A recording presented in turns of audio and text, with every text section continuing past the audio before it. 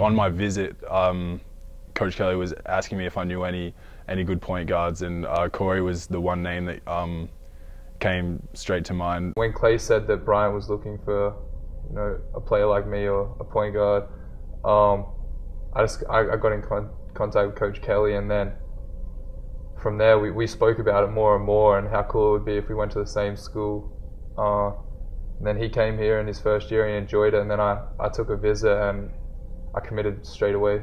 It's good just to talk to someone about home, have someone to talk to about things when we're missing home, and things about Australia that we miss. We can just talk to each other and just kind of reminisce on high school, but then talk about things we're looking forward to when we go home in the summer and stuff like that. Yeah. I'm glad he hurt his knees too, because that means he has to stay an extra year. Yeah, now we're graduating together. So, but the sports fans in New England are crazy. I mean, really obnoxious. Like, do or die for your team. Like, it's crazy. But we're kind of used to that back home. That's what all the football fans are like back home. But yeah, that's something we're used to. It's like passion, sports passion, and all that. That's huge in Australia with basketball and football and cricket. Everyone goes nuts over it. So it's nothing out of the ordinary to be sports crazy like people from New England and Mass and stuff are like. So we're used to it, but yeah, they're definitely into their sports. The Boston accent's terrible. It's so funny. Cat pack. It's so funny. It's awful. People say our accents are hard to understand, but half the time I think people from Boston aren't even speaking English.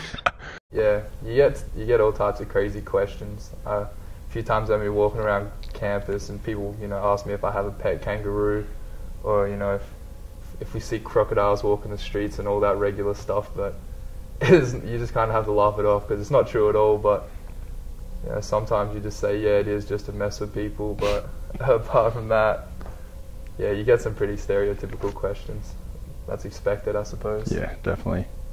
Yeah, I was real surprised by the kind of ignorance. Yeah, it's funny. It's funny, but depending on what kind of mood you're in, you might mess with them or just sort of be like, no, that's not how it is at all.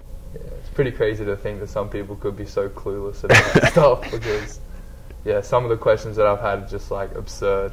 But I guess that's expected. That's our stereotype, and sometimes we run with it. So it's all in good fun though. So when I first told my parents I wanted to come over here, they kind of laughed at me. But then they saw how realistic it was and how common it was becoming for Australian basketballers to come over here. Yeah, my dad played professional football in Australia, so I've learned a lot from him just about sports and just dealing with everything that comes with sports: success, failure, trials and tribulations, all that stuff. I always wanted to come over here. Yeah, I definitely wanted to come over here, just kind of like a natural progression. Follow in Dad's footsteps. He was always happy for me to do whatever I wanted. He never pushed basketball onto me. I always played a little bit, but not really seriously. And then I quit volleyball and football to start focusing more on basketball. And he was my first coach with my school team. And just I learned a lot from him. I used to shoot with two hands when I first started playing. He got my shot right, and I always look at him for advice. It's been a bit of a tough season this season, and talking to him on the phone just always gets my head right, and yeah, it's good.